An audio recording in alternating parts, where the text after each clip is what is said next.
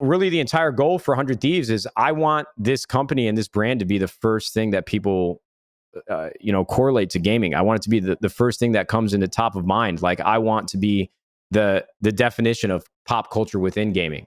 I want every kid walking the hallways of school to know what 100 Thieves is. And I want every athlete in the NBA or the NFL or the MLB to know what 100 Thieves is. What's up, everyone? Welcome to Creator Economics, episode 10. Today's guest, I could introduce him in so many different ways, from now venture investor to YouTuber to esports founder, also Creator Games 2 co-host, Matt Nadeshot. Heg, thank you for being with us today, Matt. I'm curious. So I wanted to kind of start off with just how you and Blake met, because I find it such an interesting story. Blake says he's a founder of 100 Thieves. So I'd love to just hear like how you guys initially met. Blake is actually the real founder of 100 Thieves, in my opinion. This is all very true. I feel like I've done a pretty good job as a friend of making sure people understand how instrumental Blake actually was in starting 100 Thieves. I think he deserves way more credit than he actually gets, but he sort of sits in the shadows anyways, I think, in a lot of the businesses that he's a part of. But Blake was like a crazy ex-girlfriend trying to reach me. Blake, I mean, he's probably told the story a lot, so I don't need it to be a long-winded answer. But Blake was messaging me all the time on Twitter, and this was years and years and years ago. And obviously, I came into my relevancy back in like 2013 and progressively continued to grow. And Blake seemed like, I don't know how I stumbled upon his profile, but he seemed like he tweeted some interesting thoughts, like things that were unique to my timeline.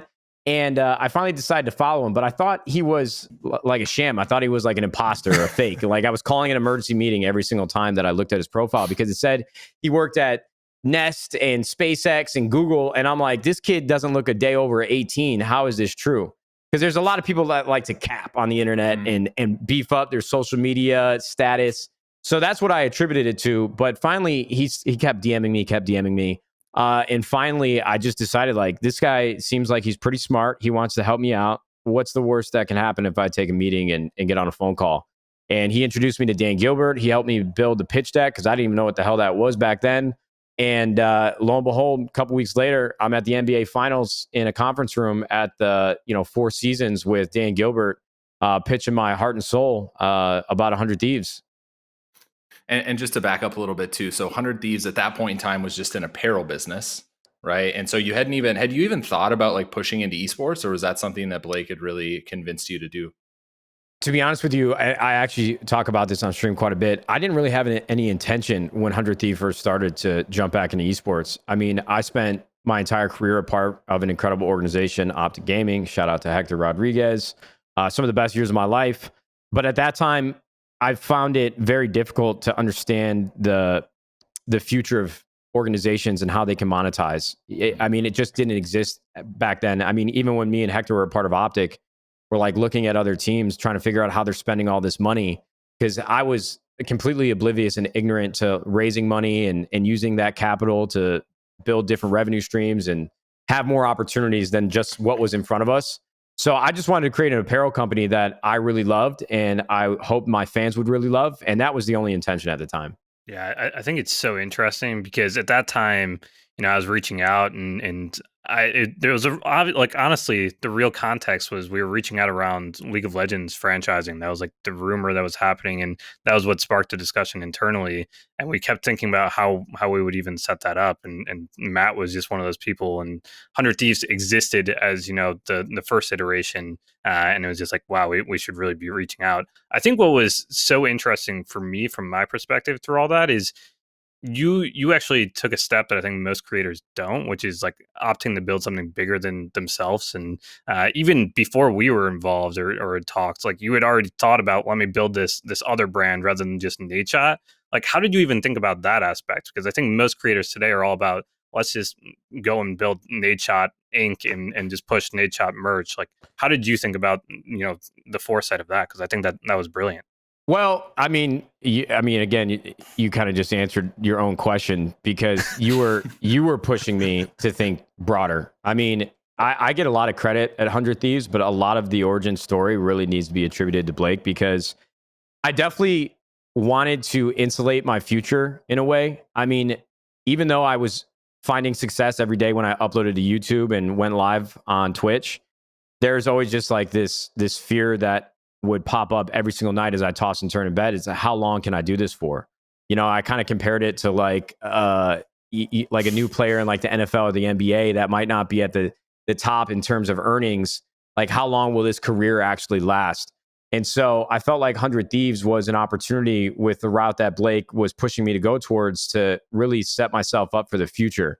And when you get caught up in the rat race of content creation, you deal with a lot of burnouts and just stress from the constant like hamster wheel that you feel like you're on. And that was definitely getting to me. Like, for years while living in LA after leaving Optic, you know, I was actually doing a pretty good job of uploading consistently and selling sponsorships against my content. That was really my only two revenue streams.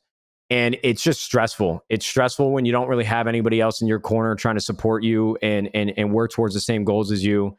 Every single day, the responsibility is on your shoulders to make sure this doesn't disappear in a year.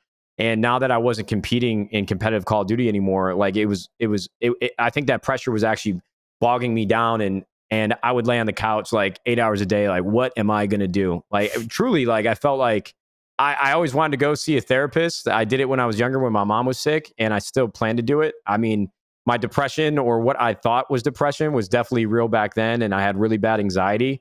And I feel like 100 Thieves and the vision that Blake laid out to me just seemed like a way out of like this dark place I was in mentally. Like, it had an opportunity to work with other like-minded individuals towards the same goal, building 100 Thieves up and building a business that could last for decades rather than potentially just a couple years as an individual. Mm-hmm. How involved in the business, like in the day-to-day, are you? Or because I know you still stream on Twitch and you still create content to some extent. Are you very involved in the actual operations of the business? Yeah, absolutely. I mean, I touch every part of our business. I mean, candidly, I mean, not from a micromanagement of each department of like our partnerships team and our content and our esports. It's really like high level discussions about what are the next 6 months to a year going to look like? What are the next 2, 3, 4, 5 years going to look like? Really planting the seeds for the rest of our like the business, the lanes and of our business. Like I said, esports, partnerships, content, like planting the seeds for them to go and execute upon to, you know, grow over the next few years. So I mean, I'm definitely involved. I mean, John, my partner, who's the COO and president of the company, he's definitely on like the day-to-day catching up with all of our executive team and leadership team, making sure they're staying on task, doing like, you know, weekly and monthly reviews with all of our employees. I'm not involved in that. You know, my job is to make sure I can shout about 100 Thieves from the mountaintops. And that's where I'm most impactful. But I definitely am involved every single day. There's no days off, not even on the weekends. That's something I've definitely learned as a founder of a startup. So one thing that I've come across multiple times now is when creators make that jump into being entrepreneurs, and you've definitely done this now running 100 Thieves. Do you feel like you've left money on the table that you could have made if you just focused on content creation, as opposed to like now you're being the CEO of 100 Thieves, you're doing that day to day, which you can't produce as much content or stream as much on Twitch. Has there ever been like a point, and I've come across this with other clients of mine and other friends who have started businesses, is they feel like they're leaving short-term money on the table for a risk that they will be able to cash out in the long term? Have you ever thought about that? Yeah, I mean, transparently, of course. I think it would be short-sighted to not think about that as somebody who started 100 Thieves to insulate for my future or to give myself opportunities to grow. Definitely financially. Yeah, I mean, I've left money on the table without a doubt from a short-term perspective. I mean, I've pretty much invested my entire brand that I've been building for like the last 10 years into 100 Thieves in hopes of making it a success that is much bigger than myself. So, I mean, it's definitely like a point of stress and has been since we started. But I think that's a testament to how much I believe in the company and the people that I work with every single day. Because I mean, if I didn't, trust me, and if I didn't, I'd walk away and I wouldn't look back. But I think the beautiful thing about 100 Thieves is, I mean, right now, I think we're at over 60 employees. We have incredible investors. We have an incredible board members, and I feel like I just can't fail with that many talented and like intellectuals around me. I mean, it's great, and it's even better for me too, because like from a content perspective, when you talk about short-term earnings being lost from streaming every single day and uploading videos, I have a 20-person production team that makes me look better every single day. And that's like, that is so valuable. And I definitely understand that this is a long-term investment, and hopefully it'll pay off one day. And I'm going to do everything in my power to make sure that it does for everybody that's involved in the company and not just myself. Mhm. Yeah, I think you just brought up something that's even more interesting. You know, like when I first met you, you didn't even have an editor. Like you were really a one-man team and doing everything. And how do you think that transition has been so far? You know, like you just mentioned a 20-person production team, and you know you actually have 60 employees or whatever. You're working with such a massive team when you were literally just a one-man show before. Like, how has that transition been just overall for you?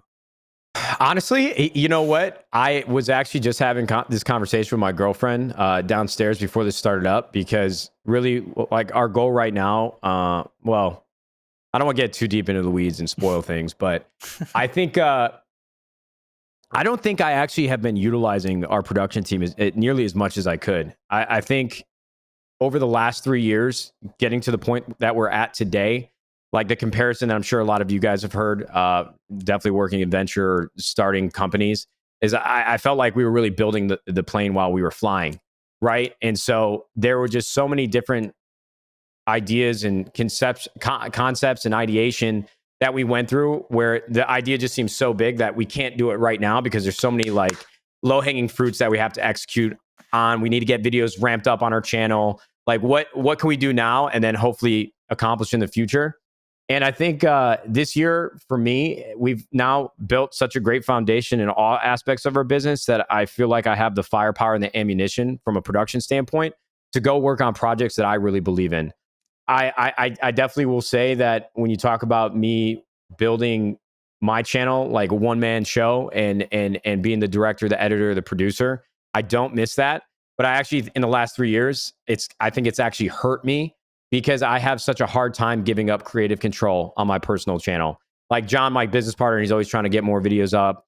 He's always trying to push me, and I'm like, yo, you need to sit down. We got to chill out because this is my channel and like nobody's going to touch it. But seeing the success of 100 Thieves, and we just reached 100 million views today, and we reached over 1 million subscribers, and like really seeing what trust, like how far that goes with our production team, it's definitely gotten me excited about some of the original concepts that I have planned for 2021 for my channel and 100 Thieves. So it's been great. It's been better. I definitely have learned a lot in those 3 years, and I'm always learning. So I'm excited to see what I can do in the next year. Yeah, giving up creative control. It's like two things. Finding an editor that content creators trust, which was probably your first hurdle that you were like, I'm never going to find an editor. I just had a conversation with a client about this. He's like, I'm never going to find an editor who can edit the videos like I do. And I was like, yeah, I was like, Jimmy said that 2 years ago, and he found someone. And then the next one's like giving up some type of creative control over your content is like that next big hurdle. And I just like, we were talking to Matt Stoney about this, and he was like, I'm always going to have to like do my own creative. And I was like, trust me, man, there's someone out there that can help you. It's just, we have to get like over that hurdle to find the right people. Yeah, I think that the last couple words you said there are important, right? You need to find somebody that can help you and not take over for you, because I definitely understand that challenge and that hurdle. There's some really successful YouTubers. I mean, you mentioned Matt Stoney for one. You know, a lot of people that I've bumped into in the past are still doing what I was doing 3 years ago and doing it themselves. It is a process. It's a painstaking process, like vetting candidates. I mean, the only place I feel like a lot of creators know to look is on social media. In a lot of ways, that's not going to be the place that you find somebody. I mean, maybe you can find the hidden gems that really send like a great resume, but as soon as you put out a tweet, you're getting like 500 emails and some kid that's like editing Minecraft videos on like Windows Movie Maker. And everybody starts somewhere, don't get me wrong, but these creators at the high level of production that they're at, they need a professional. So I think it's a lot of networking, and I promise to any creator that actually sees this or watches this, there's light at the end of the tunnel. I promise you there's a match made in heaven. You just got to make some phone calls, ask for help, and really build a great relationship and rapport with the individual that you're working with, because once you guys are on the same page, man, it's like fireworks going off. It's just going to be nothing but upside. Mm-hmm. And to be patient with that editor too. We've run into Yeah. situations where they think it's like day one, this person's going to get my style. They're going to be able to edit my videos. And it's just not the case. Like you have to actually put in the time, you have to train them, you have to give them notes. But once they're up to that speed, they're worth their weight in gold. Right. And so that's like where every creator needs to get with that first like team member, which is usually an editor. Yeah, it's not easy, man. It is worth its weight in gold though. You just got to hang in there. As long as they have the talent, direction will come, and it just takes time. So I want to pivot a little bit into esports and talk a little bit about a few different things within like esports business models. And this is a very broad subject. So I want to narrow it down here initially. But the one thing that I was thinking about earlier today, and this, really deals with you guys. You just got into, and I'm wearing the merch or the apparel right now for the LA Thieves. I literally just got this in the mail today. I opened a box and it was just like sitting there in my apartment. So I appreciate you sending it. I love this stuff. You guys are at the top of your game right now with everything you guys are creating. But it brings up, a good point of like the longevity of certain games. And the reason it came up today is because someone brought up Fall Guys. And that was like, and it's definitely not an esport, but it was a game that like people thought was going to hit all year long. And then it really just fell off. And then Among Us kind of came out of nowhere.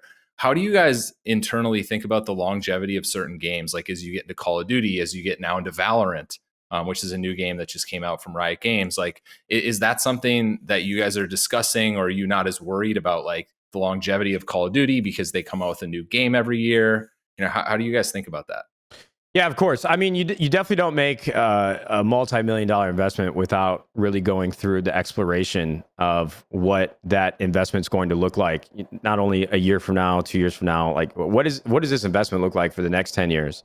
And Fall Guys is actually funny. It's kind of off topic, but I feel like Fall Guys actually that was just bad timing for Among Us, because Fall Guys was actually doing really well, and then Among Us just came in, swooped in. And like Fall Guys was actually throttled by their own success, because it just got so popular so quickly. They just didn't have enough firepower on the back end to bring out new content, new maps quick enough. But for our investments, especially for Call of Duty, I mean, we obviously didn't jump in year one. We talked about it publicly in our announcement video. There were a lot of concerns around branding and what we could actually do with our team name and what city we were going to be in. And for us at that time, when we turned down Call of Duty, we felt like there was a really great replacement for all of our FPS fanatics, and that was CS:GO. And then obviously we've seen how difficult CS:GO can be to operate, the money that you're spending, the regions that you need to be in. So every game has its hurdles. But I think what just rang true for me with Call of Duty is that it was the genesis of my career. It's been popular since 2009, and I think it's gone through its lulls. I mean, that's the issue that you have when you have three different developers creating a new game every single year. There can be inconsistencies in the franchise and what players attach to and keeps them coming back. But I think Warzone was like a great proof of concept. I mean, when like 2 years ago, the only thing that you saw on YouTube was like Minecraft and Fortnite. And I think what has really been like a glaring surprise is the culture that Warzone has captured, right? Like this casual fan base that has always played Call of Duty has come back in droves, and it's all over TikTok. I mean, I don't know where it stacks up on YouTube compared to like Fortnite and Roblox and Minecraft, but that's not as relevant for us, just because I just truly believe Call of Duty is going to be around forever. I mean, it's a game engine that is easy to digest. It's easy to play. It's easy to hop into if you're a new player. Warzone has become like a pop culture phenomenon, just like Fortnite was. All of our athletes are playing it. I mean, people love the game. And so I think with that, paired with the fact that we were bringing back players that had won championships for us before, we were able to put our flag down in LA, where we're based out of, and we were able to bring Thieves into our core branding. I think it just makes sense. I mean, I think it's a home run. And I think Blake would actually be great to talk about this, because, he was sort of on the fence, I believe, not to throw you under the bus, but, he asked me some really hard questions. And I think that's really important for somebody who's on our board and who was the co-founder of this company. I'm curious what he thinks. Yeah, I mean, I think it was, this obviously wasn't, an easy decision. There was tons of discussions, and I think there's there's no denying Matt's background in this space, and anyone that knows Nadeshot as a name, I think, has some affiliation with Call of Duty in their head. I mean, actually, I don't know at this point. Like who knows at what point people are entering into your story. But I think there a large majority have some affiliation with Call of Duty in their mind with you, and I think there was a huge piece missing by us not being in there, and there's a lot to gain by going back to it, and we saw, with the first iteration of us being in Call of Duty, how impactful that could be. And I think, at a board, when we just started to discuss all the nuances, it really started to make sense. And yeah, and I think having Matt in a game that he is so well known in, and he is, in my opinion, like almost a Michael Jordan of, and I know Matt would. Okay, I mean, I I'll like take that. it, whatever. I like that. Yeah, like in the sense of like Matt was such an integral part of all of that, and I think you think of the early days of Call of Duty, a lot of that success was around that optic and Matt brand, and I think having him come back in, the storylines are all there, and I think having optic and 100 Thieves in there, and whatever other rivalries that might emerge, but I think the one thing that esports, in my opinion, has always been missing as a broader story is just around these storylines. And I think when you have these really compelling storylines where, you now have Nadeshot and 100 Thieves going up against his old teams, and really like these are teams that are going to be in there for a long time. The legacy and storylines that will emerge, I think, is just going to be fascinating. Yeah, and the other thing to remember about Call of Duty 2, I mean, it's tough to boil down into like a couple minutes on this podcast. I think we did a pretty good job of explaining our investment, so I know I'm going to miss things. So don't hold a knife to my throat on my answer here. But I think what's really important too with any brand is to have like a really dedicated and connected and ravenous fan base, right? Like Call of Duty, in comparison to other games, like obviously worldwide, people love League of Legends. People absolutely love League of Legends. It's the reason why it's the biggest esport in the world, biggest game in the world. But with Call of Duty, it's always had a consistent viewership. I mean, it's never going to be a game where there's like 50 million concurrents watching, like you might see, or 50 million total, 80 million, 100 million, like League of Legends boasts. But Call of Duty has always been a consistent esports title. And Reed, you brought up longevity. I mean, there's a reason why we're not in like 8 to 10 different esports. We really want to, not that we want to ignore or, disservice, not disservice. We don't want to ignore other games, obviously. And I respect all competitors across every esports title. Like, as long as you got people that want to compete, it's an esport title in my mind. But with like Call of Duty, Valorant, and League of Legends and Fortnite, I think those are safe investments. I think those are smart investments. And I'm excited for Call of Duty, man. I think it's going to be a good year. Yeah. And for some people watching, they probably don't understand that this actually, it costs money to buy into Call of Duty and League of Legends because they're franchise leagues, as opposed to say something like Rocket League, where you guys could just acquire a team, all of a sudden be in the league and play the game. So there's a significant investment behind some of these things. And you guys, I think, bought into League of Legends, which, correct me if I'm wrong, I think it was 13 million, 10 million for teams that were originally in. And since you guys were a new team, I think it was 13 million over some multiple years, right? So there's an investment that goes along with that.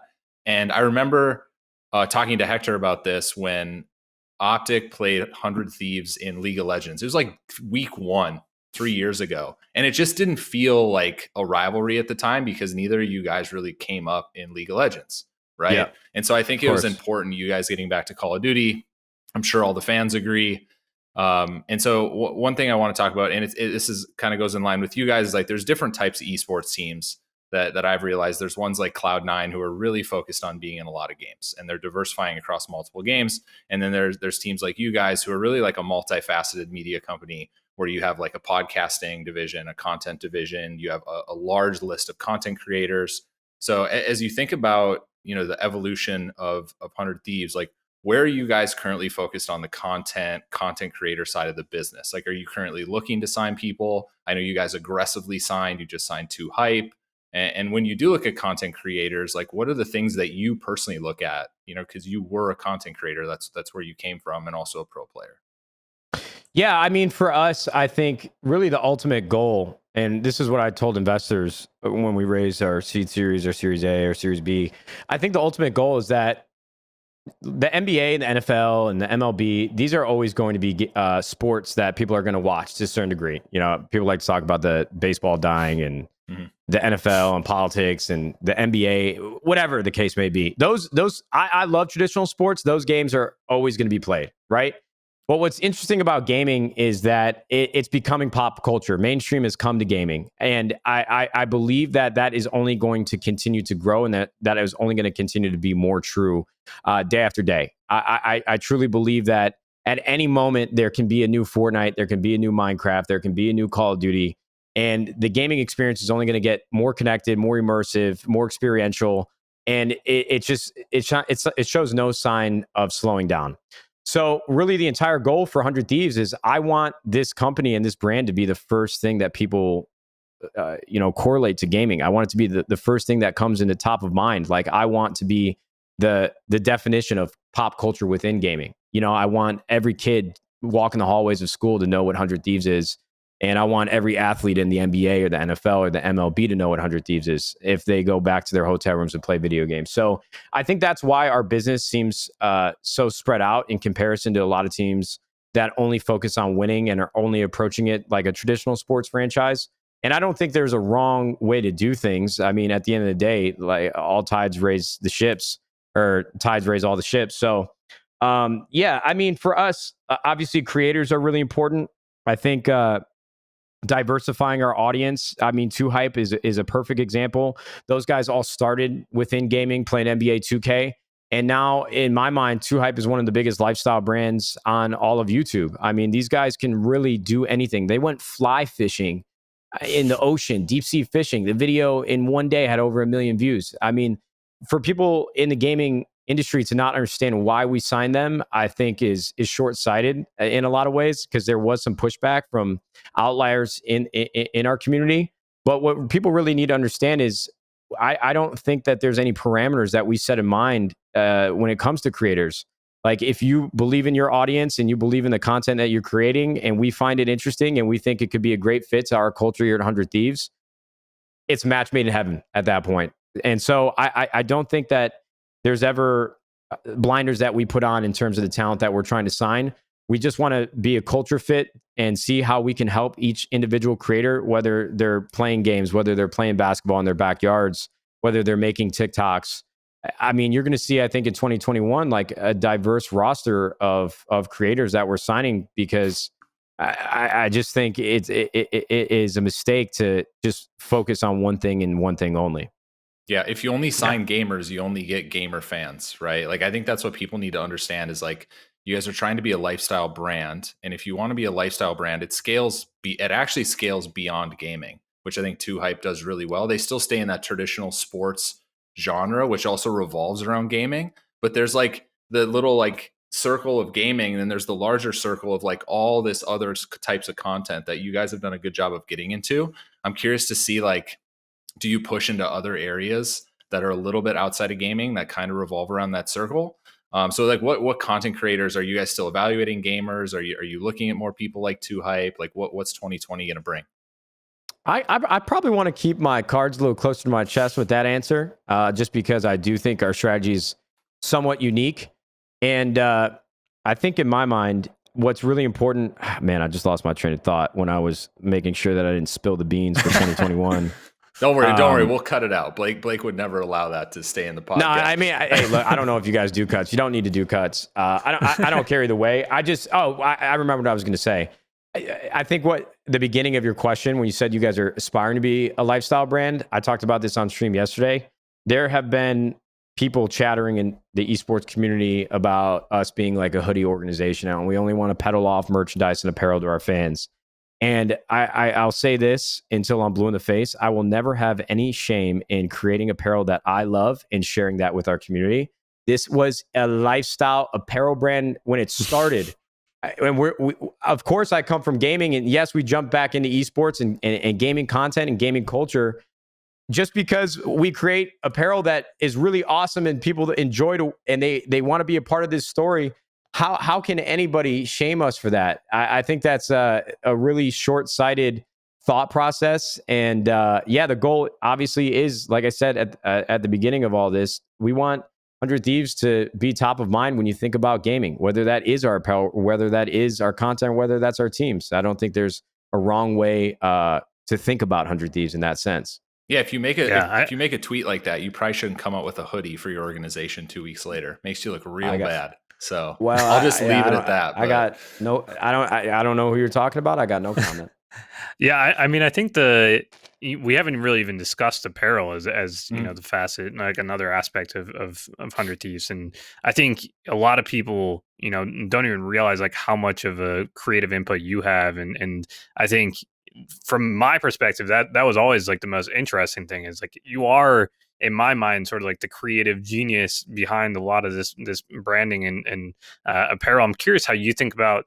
You mentioned before that the dream is to have people wearing this stuff that maybe aren't even gamers, or you're having, you know, NBA stars wearing this, and just because it is cool. In my mind, that immediately goes to, you know, the same way Supreme was only for sneakers or for skateboarding back in the day. Like, do you think there are those parallels? Do you still think that, you know, 100 Thieves is the supreme of gaming, or how do you think about just aspirationally what brands you look up to? To be honest with you, man, I really appreciate you gassing me up, calling me a creative genius. One thing that I've always said is I just know what I like when I like it and when I see it. I feel like for my own personal style, that's really what 100 Thieves was started for, was to create a brand beyond Nadeshot that my audience would think is really, really cool and really dope, and they'd want to rock it when they're walking down the street on a Sunday or when they're going to school, whatever the case may be. So I don't like to make comparisons to Supreme. I think, you know, for some in semantics in my mind, right? It's like, of course, you know, the operators of our business and our investors love to see in the headlines the new Supreme. I don't look at it that way. Like, really, at the end of the day, I just want to create dope product that I love and that hopefully our fans love, and that's really the end goal. For me, I think apparel is a really big opportunity, and you know, we don't ever really talk about our, you know, financials from the drops that we do and what our apparel business looks like. And I don't know if we ever will, but I think it's one of the core revenue streams for 100 Thieves, and I hope it continues to be. But at the end of the day, man, I just want to create apparel that I really love, and we have a great team of designers that are so incredibly talented, and I love working with them every single day. I'm excited what we have the opportunity to create in 2021 and moving on and upwards into the future. I'm excited. Apparel is probably the one thing. I mean, I do content every day. We've got great ideas. I really love our esports teams, and I love to win, and hopefully we will win more in the future. But I truly do have like just a soft spot for apparel, man. I love being a part of the process. Yeah, I mean, I'll gas you up a little bit more just in the context that, like, you were actually the first influencer that I probably ever watched, like, if you want to actually call it a pure influencer. And the only reason I use that word is because I remember there was a moment, I don't even remember how long this is, but I'm sure you'll remember this, is there was a moment where you like promoted a Burger King like red velvet shake or something. And I just remember like his Twitter for weeks was like people just tweeting to him like, this red velvet shake was like the best thing ever. And I remember I was like, I literally went to Burger King and tried this red velvet shake, and I was like, did I just like fall for some marketing trick? Like, what just happened? And to me, that was like, okay, wow, like people are really bought into the world of Mad and Nadeshot. And that was like, actually, from my perspective of like, okay, I'm bought into this world. So do you even remember that? Bro, of course I remember that. I'm so glad you brought that up, because that red velvet milkshake, that entire month was like this just most ridiculous phenomenon that I've ever experienced on my channel. And I would actually love to go back and like audit tweets from back then, because it became a part of my brand. I honestly, like, when we talk about like the rat race of creating content every single day, you're always just looking for something different and interesting to do. And my whole move to LA was to create content aside from gaming that I thought was interesting. And I went and saw an advertisement on like the internet for this red velvet milkshake at Burger King, and I just wanted to go try it. So I went to the drive-thru, bought the shake, came back to my house and drank it and uploaded it. And this thing, for whatever reason, like caused a wildfire across the world, because for the next like 3 months, everybody was telling me, I just went and tried the red velvet milkshake. I mean, I was getting hundreds of tweets every single day for at least 3 months. And then I ran with it. Like I went to Target, bought like a mixer and ingredients, and tried to make my own red velvet milkshake. That was really funny, man. I'm glad that brought up some memories. I had like a Jimmy Neutron brain blast. That was a cool. I still get people that bring up the red velvet milkshake to this day. That was like 5 years ago. Yeah, I mean, I that's like literally for me, that was my like real tipping point of wow, like these people actually have real influence. And I mean, it was a small thing, right? But at the time, I was just like, wow, why did I just like actually go? And I think it's something around you as a person as well that is why I think people are just naturally like people feel very relatable to you, or you're just a relatable person. I don't know if that's like intentional by you in any ways. I don't think it is. It's just you're just very real, and I think that's been something that has shown through, and people are for some reason invested in your world and want to see you win, which I think is just really awesome. I think a lot of creators aren't like that. I mean, I'm grateful for all the support that I've had and allowing me to, build this company, live out my dreams. And I think that's one thing that I would share with other people that were in my position or are still in my position today, like as individual creators. You can't be afraid to create content around things that you really love. I think a lot of people box themselves in and only think that one thing, the thing that got them the following that they have today is the only thing that will work for the future. But at the end of the day, man, that was really the whole mindset behind 100 Thieves, man. I wanted to create something that was just different from gaming and not just gaming, right? I started unboxing sneakers. I was trying milkshakes. I was doing ghost hunting in my apartment. I was making videos about anime. Like, these are all things that I love. And I mean, if people love the video game that I play or played, why wouldn't they love all the things that I do in my free time or as a hobby? So I just encourage creators to branch out. I mean, if you're ever tired or burned out from the content that you're creating, I think you need to put more faith in your audience and why they're watching you in the first place. So don't be afraid to try new things. Yeah, you can tell too, like when people start hating the games or the content they're making, you can tell in their mood, you can tell in the videos. And I've seen a lot of creators fall off from that, and they just continue to like bang their head against the wall with the same type of content. And they think they're just like not being served. This is like always the thing I hear. The YouTube algorithm's not picking up my content.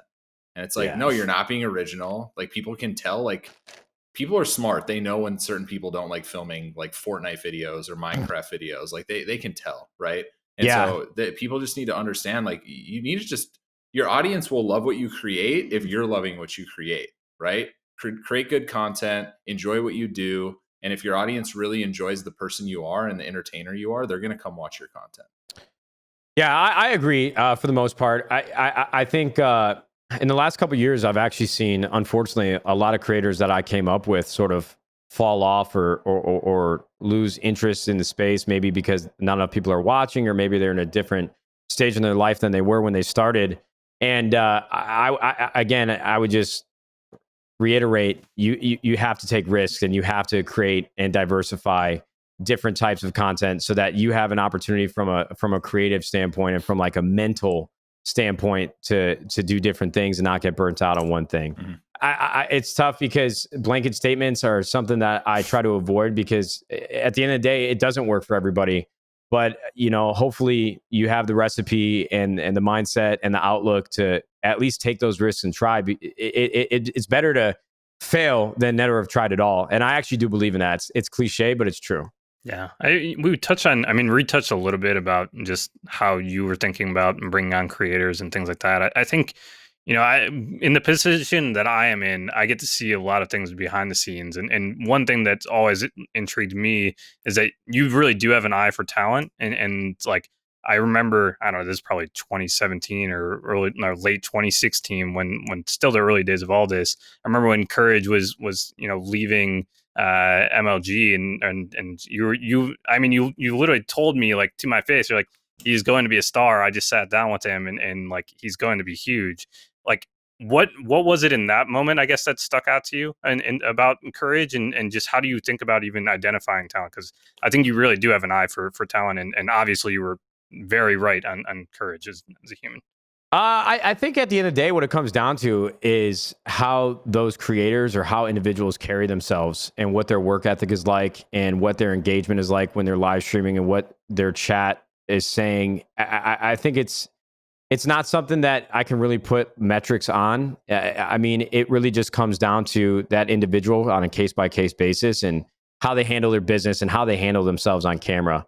Because a lot of times that the current situation is funny, right? Because he was just coming out of his internship at MLG and was about to go full time, and he was asking for like a salary, and obviously, the people who were involved in our company at that time were like, well, we can't just pay this guy. I mean, he hasn't done anything. And that one was hurtful because a couple years later, we had to spend a lot more money than we would have to get him a part of 100 Thieves, and maybe would have fast tracked a little bit better. But I think it just comes down to how they carry themselves. I mean, it's tough. I know that's an ambiguous and vague answer, but it's one thing to want to create. It's another thing to go and do it. And even if it's at a small scale and you don't have the biggest audience, I have like, I'm not usually an optimistic person, but for smaller creators out there that might see this, like I do believe that if you have something special and it's different from others and you really believe in what you're doing and you carry yourself well and you treat others with respect, you will find your way and hopefully find the success that you're looking for. So that's a tough question, Blake. It's hard to dial in just because sometimes I think it might be instinct, but I appreciate the kind words and sentiment. I mean, I think instinct is fine. I mean, I think, gut and just knowing, I mean, it's hard to boil down exactly what it is that you are identifying, but clearly there was something in courage that resonate with you, where I remember you just saying like he's going to be huge. And I was actually on the other side of this conversation because I was negotiating Jack's deal at Optic. And so I met with him in Dallas when he got an offer from Activision to stay, and I met with him at an MLG event in Dallas. And to me, it was like his confidence. He's like, Reed, I am so confident I'm going to be one of the most successful Twitch streamers. Like, you just need to believe me and give me an opportunity. And he kind of laid out like his process of why he was going to be successful. And I was so sold at that like current moment that I remember like going back to Hector, and Hector's already on that boat. He's like, courage is the man. He's going to do great in Optic. We got to figure out how to get him. And I was like, okay, we just need to figure out what to pay him. And we were already on the like, okay, pay him whatever he wants. We need him in Optic. Let's just make the deal happen. And I remember him saying it was between 100 Thieves and Optic. And we were like, all right, how much money do you want? Like, let's get you to Dallas. So it's so funny now to like talk about it because I was on the other side of that negotiation. And then when he left Optic, it was like a no-brainer. I was like, oh, he's going to Matt, like no-brainer. So, yeah, for sure. I mean, it was definitely a weird time because at that point, like that was in the summer of like 2017. Mm-hmm. Before we even knew we had an LCS team, before we even knew what we were going to do with the money that we were raising. So it was just peculiar timing. But yeah, you guys made a good bet. And this was like pre-meeting Mr. Beast and everything with my career. So it was like before I had started meeting a lot of creators. But yeah, I was so confident in Jack's ability to be successful. And then you can even tell the first day he came into Optic, he had everything planned out. From his graphics were done. Like he had videos ready for YouTube. He wasn't going to miss an upload. Like if a creator's watching this, like just go back and look. Like Jack never missed an upload on his YouTube channel for a full year. Like he did it. He had like everything thought out, planned. He had all his graphics done. He knew his stream schedule. It was all laid out. A lot of streamers and a lot of people I meet now, it's like they don't have a schedule. They don't know what they're doing the next day. It's like all fly their seat. Jack was like very, very planned with like how his success was going to happen. So it's like crazy to see like where he is now within 100 Thieves and all the success that you guys have had together. Yeah, I don't know if there's like there's definitely a recipe for success when it comes to consistency. I've never been like a big believer in killing yourself to upload every single day, and I think that just is due to the content that I make and coming up with something unique that's different from the last, and especially when there's not like a consistent platform like gaming. You know, Jack did a great job with the timing of Fortnite and Call of Duty and never missed an upload. But it for like lifestyle creators or people that create content aside from gaming itself, if you don't have like a repeatable format, it can be tough. And I think you just need to invest in the few ideas that you have to make each individual video as good as it possibly can be. If you can't upload every single day, But consistency at the end of the day is 100% key. Yeah, for sure. It was extremely important originally, like 2-3 years ago on YouTube, when like your channel would gain momentum and you would actually lose momentum within suggested views if you stopped uploading consistently. But it's also really interesting to see it on the other side of the coin now, where it's like you get rewarded for high ABD, high CTR within your videos. So you just need to upload really good videos. But then you also have creators like LankyBox who are uploading 4 videos a day. So they're uploading like 30 videos a week on their channel, and they're doing incredibly well, like 200 to 300 million views a month.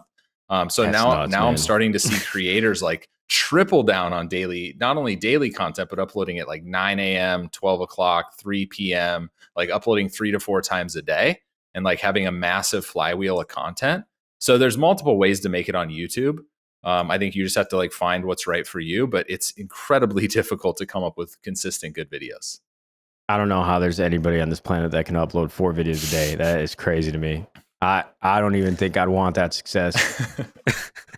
But hey, I'll tell you that it's easy to say, but when you see 200 or 300 million views a month, man, shit, I'll sit in front of a computer for 12 hours. Might as well. It'd drive you nuts. You'd have gray hair. Oh, man, I already do. Look at me. No, it looks good.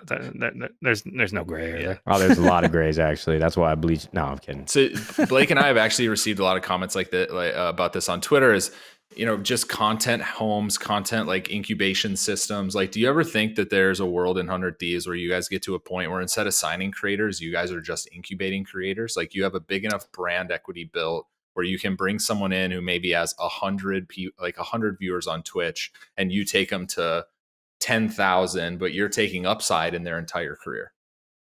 Yeah, I mean, I don't know if I can speak to the economics of what a deal like that would look like in terms of incubating careers or creators. I think that there are a ton of media companies that I am a fan of, that I admire, that do that pretty well already. I think Barstool, for me, comes to mind. They take regular employees and turn them into superstars, and that is not an easy thing to do. And it says a lot about their culture and the content that they're curating. And I definitely think that is a necessity for 100 Thieves to have the ability to do for long-term success. I think an individual like JHB, who's an intern for us, it's a mixture of how can we support these creators that we're trying to build up? Like, how can we put them in positions to win? But it also takes like an edge from that individual that you're investing in, that you believe in, that can really run with it themselves too. Like, I think it's sort of like the secret sauce that's really hard to create a recipe for, but that's definitely a goal of ours. And I think JHB like is a really big win for us. Like we had somebody that we believed in. We wanted to work at the company. The intern was running our TikTok and it helps curate content for our social media accounts. And I don't know whose idea it actually was, because it wasn't mine to give him his own show. Like, it damn sure wasn't mine. So I can't take credit for that, but it's doing so well on YouTube, and we sold it against one of our partners. And I think that itself is a great proof of concept. And that is got to be like a pipeline for how we need to approach decision-making in the future in terms of incubation. I loved the conversation that you were having, Blake and Reed, on social media. I saw Mr. Beast point something out as well, be like the Y Combinator for creators. Mm-hmm. I think it's easier said than done in a lot of ways. When you have somebody like Mr. Beast get behind somebody, though, somebody he believes in, I think that becomes like an easier answer and like an easier road to success. But we definitely need to prove that we can do it more often, and hopefully we will in the future. Yeah, I got 4,000 emails of channels offering Jimmy 10%. So, I can't only imagine. 4,000 seems a little light, to be honest.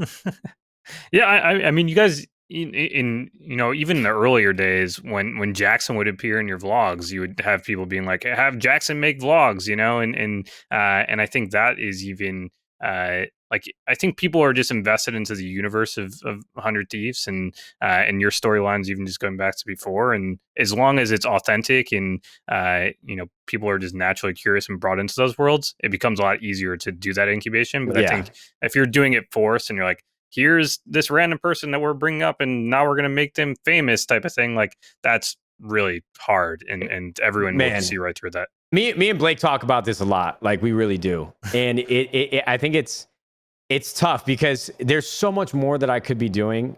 You're absolutely right. Like, I think the Jackson example is perfect. Like, I love Jackson, and I would not have met him if it wasn't for Blake. And I wouldn't have met him unless he was working at 100 Thieves.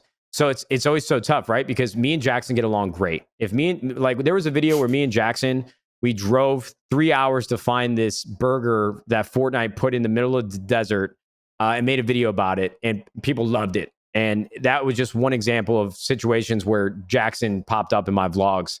And in some ways, I feel the timing of my life and the friends that I have around me in a lot of ways feels too late, right? Because I have my best friend, Rich.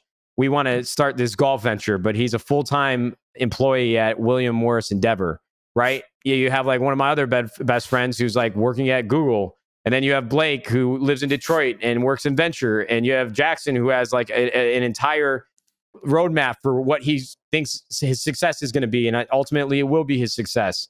So it's tough because even living in the 100 Thieves content house, you have Jack, you have Brooke, you have Symphony who's all living here. They're all full-time streamers. And so I think in a lot of ways too, like Too Hype, a lot of the inspiration behind that decision is like, okay, here's like 6 guys that are like focused on YouTube and I can go hang out with them more. But yeah, I wish that I had just like an unlimited pool of money to tell all my best friends to quit your job and we'll create like one of the biggest channels on YouTube. I would love that. But in some ways I just feel like slighted by the timing of all of this coming together, man. It's an internal tug of war battle that I have in my head every single day, dude. It's tough. It's like when I talk to John and Jason, Jason is our CFO. I'm like, yeah, guys, I want you to pay my friend Rich a couple $100,000 a year so he can quit his job, and we're gonna make a bunch of videos together.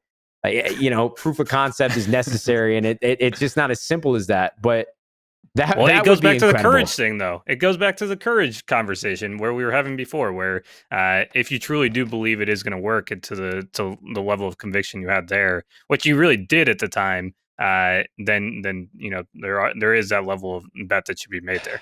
I know, man. I guess to that point, I am afraid of the pressure, right? Because then it's like I got to put my big boy pants on. I just had one of my best friends quit his like career at this great agency. Yeah. I have to make sure this is success, and that scares the hell out of me. But I think we're working towards that. I'm actually going to film a golf course vlog tomorrow with Rich, so I'm excited. But man, I could talk about this for hours. Me and Reed, you don't understand how much me and Blake have talked about this.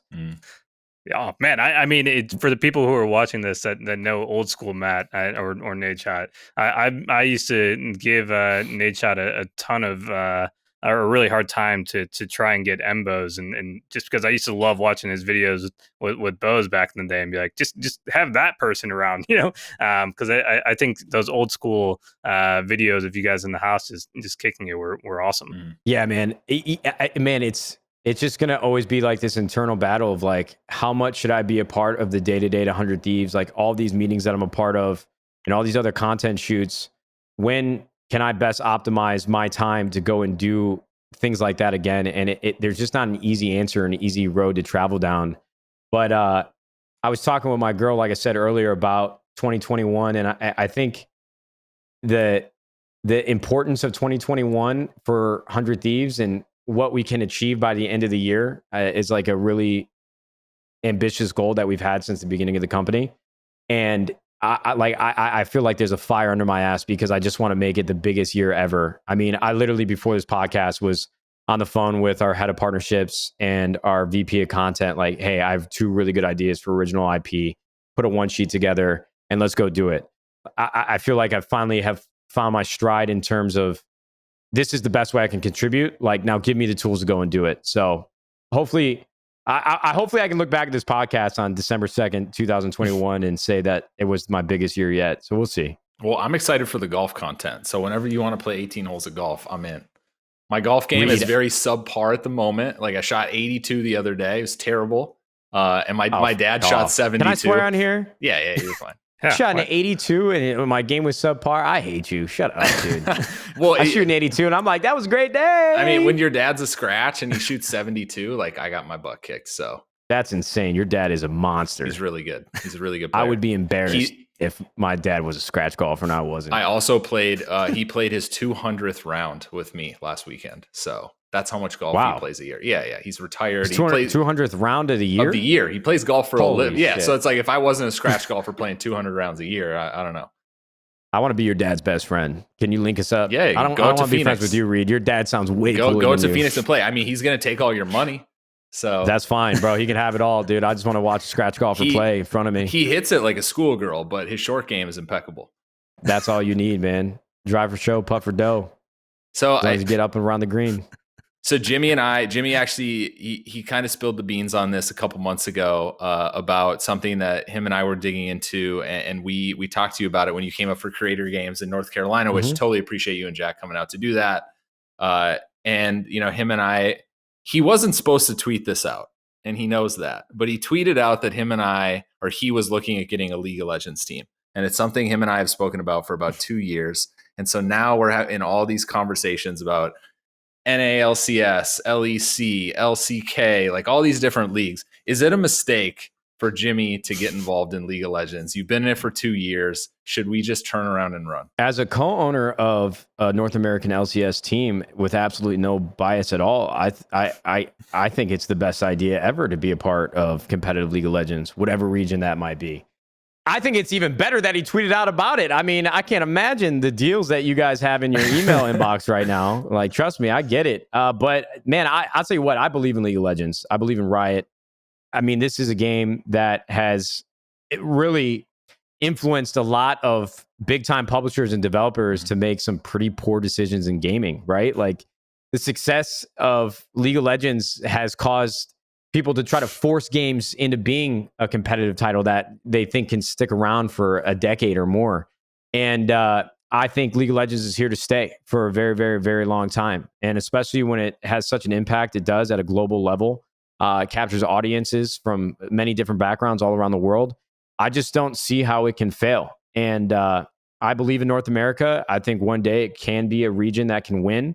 I know you and Jimmy mentioned that you want to be a part of a team or start your own team or buy into an organization that can win right now. And Jackson was trying to convince Jimmy that over an hour, Jackson would not stop talking.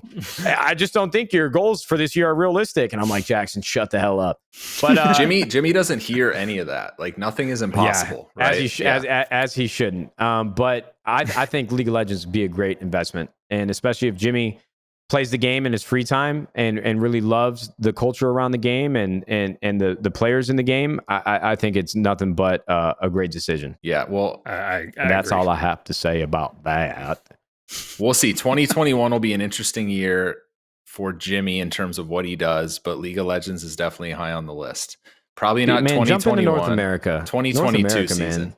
Yeah. Even if you're against us, bro, I'd love to see Riot, it. give us another international player. Like, come on. Like, level the playing field a little bit.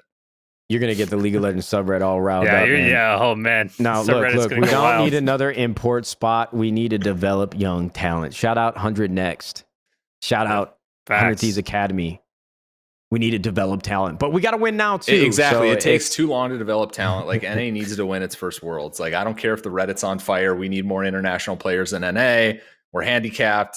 That's the one thing that's holding us back from buying an NA team right now. I think that's what's really interesting, too, in comparison to like traditional sports, right? Because if your favorite NBA team or NFL team goes into a year of rebuilding, people, they know that in the offseason before, and they expect that. And you have to give GMs credit for being in a tough position, whether the budgets get cut or they just don't have the opportunity to sign the best players. But organizations, down to the fans, they know that this is a year for rebuilding. Hopefully, we're going to get a draft spot. I think that's the one thing that's like the biggest hurdle in my mind about investing in younger talent and in years that are rebuilding is that the audience has a very a short-term memory, right? Or a short-term attention span. And they want you to win now, but they also want you to develop talent. And then some years there's just no opportunities. I mean, we only have 2 import spots in North America, and teams have relationships with other general managers and other opportunities with other players on other teams. And so, you can try as hard as you can to sign the best players, but, sometimes it's just not in the cards. But even if you perform poorly, you don't get that number 1 draft spot or better odds for a draft spot for like the best up and coming talent coming out of college. So it really is on the organizations themselves to go and pinpoint those young players that are coming up through the ranks, like the 15, 16, 17-year-old kids that might be tomorrow's future. But it's just not as easy as it sounds. But yeah, 2022, man, let's go. Mr. Beast, jump on in. North America, let's go, baby. We'll have a good 100 Thieves Mr. Beast gaming rivalry going on, I'm sure. I don't or 100 Beasts or 100 Beasts. We'll see. We'll see. I just don't think we're in the like incubating talent game. We're in the like let's go get caps game, you know? Yeah. Well, I mean, if you want to go spend, I ain't even gonna get into it. Doesn't matter. But like Worlds is like we just got to win Worlds. Like what you spend is kind of irrelevant. It's like the Yankees win because they spend money, right? Like. Would you rather be the Yankees or the? I don't want to throw a team under the bus, but like I'd rather be the Yankees all day long than like some small town team. Of course, bro. I mean, it's Moneyball at the end of the day, but I mean, a lot of these companies, especially in North America, they have budgets and they have money that they've raised. Like we aren't the Yankees. Like you could spend like the Yankees, but it's not always going to translate over to wins. And if you spend that much money and drain all of your investors' funds that they just put into this company, the whole thing goes boom. So it's like it's like a teeter-totter. It's a healthy balance of trying to invest as smart as you can in the players, but also not tanking the rest of your business. I just don't think you can compare it to the Yankees because the business is a little different. Yeah. Yeah, I mean, I've always wanted, there's always been the conversation of just League of Legends and these leagues actually showing how much teams are spending. And even if it's not like a player breakdown, but just showing the spend overall, just because then you'll have like a real sense of who's trying to punch up and who's outperforming maybe what they're spending. Mm-hmm. Like that's more of a metric that I think is interesting. Whereas like if you have a team that's, in fourth in spending, but finishing first, that's just an interesting dynamic. Whereas, a team that's spending the most is continuing to win. That's also like, okay, that makes sense. Like what is the actual dynamic behind that? I think would be interesting for fans to be led into. Yeah, man. At the end of the day, League of Legends is tough. Yeah. And from my understanding too, and just kind of digging into this world. So I zoned out to what Blake said because I got like 20 texts in a row and I was reading. So if you were looking for a response from me, I'm sorry because I didn't have it. No, I was not expecting a response from you. Other than League of Legends is tough. That's what I got from you. Well, it's fun when it pays off though. Yeah. And I'm sure that LEC teams are probably spending less because their solo duo queue is a lot more competitive. If I was a good League of Legends player, I probably wouldn't come to NA as my first choice.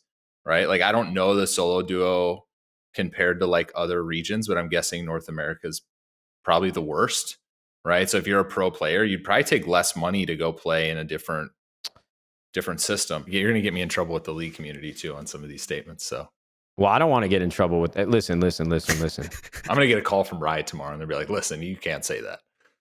Okay. Yeah. Another import spot and North America players suck. Got it. Thanks, Reed. There's no kids in North America that play League of Legends. Oh man, I just don't know if I like truly believe in the like incubation process of us building like players over the course of the next few years that are going to compete on a global scale compared to other countries. You haven't seen Kenvy and Tenacity then. I haven't seen the young talent then killing it and incubating players. Like we need to make it through at least group stage. Like I can't even watch Worlds anymore. It'll happen. Trust me. So how's the weather in Detroit? Like, oh gosh. All right. Well, I mean, I feel like we've taken up so much of your time. Like, I think really just one final question from our end, and we ask this mainly for creators from their own, like how they view their own channels in 5 years. But I'm curious how you just like, where do you see 100 Thieves in 5 years? Like, what are your end goals or visions of where everything is in 5 years? Our if you channel? can even think out that far. The company could be some business channel, whatever you want. Man, it's tough to boil down, right? I think over the last few months now, looking into the future, and like I said earlier, we have this foundation now. We're not building the plane as we're flying anymore, and we have more employees, we have more talent, we have people making great decisions every single day. So I don't want to sit here and dream too big. I like to dream big in my own mind, and I don't like to overpromise and underdeliver, even if it's for myself or for you guys or any platform, any medium. I just hope that we can build a successful brand that people think of when they think of video games or pop culture in general. I think we're laying seeds to hopefully blossom over the next couple years. And we're going to be making some big bets in 2021 as well, just like we have in this past year. And I hope we're creating videos that people love. I hope we're creating apparel that people love. And I hope we're putting together esports teams that are winning. And that's the goal for the next 5 years, just to continue what we're doing, but do it better. And I'm going to keep the rest to myself because I don't want to set up too high of expectations. I'll do that in my own head, not publicly. That's fair. Yeah. Well, we enjoy. It's not a great answer. It's ambiguous and vague, and it's a cop out. But nah, it's a good answer. I mean, I've had a lot of fun supporting you from afar, and wearing the apparel, Reed. and I appreciate everything you guys send to Jimmy and I and everyone else around. And it's been great seeing your success and your transition from a pro player to a content creator to an entrepreneur. And I think any content creator that aspires to do more with their career should look to you as a blueprint. And so for that, I think Blake and I are both inspired by you and what you built. So we appreciate you coming on, man. This was great. Yeah, hey man, you guys gassed me up far too much for an hour and a half. My girlfriend's not even gonna want to look at me with how big my head's gonna be for the rest of this evening. But thank you guys so much. And I said it before, I'll say it again. Shout out Blake Robbins for really jump-starting all of 100 Thieves. And this man Blake wrote the entire application for the LCS. I mean, it was like 70 pages long. This man, dude, I was eating Cheeto Puffs off my belly button, watching Netflix, and this man's like cranking away till 5 a.m. every night. I get too much credit, but I thank you guys for all the kind words. Shout out Blake Robbins. Shout out John Robinson. Shout out Oak Boys. I'm out.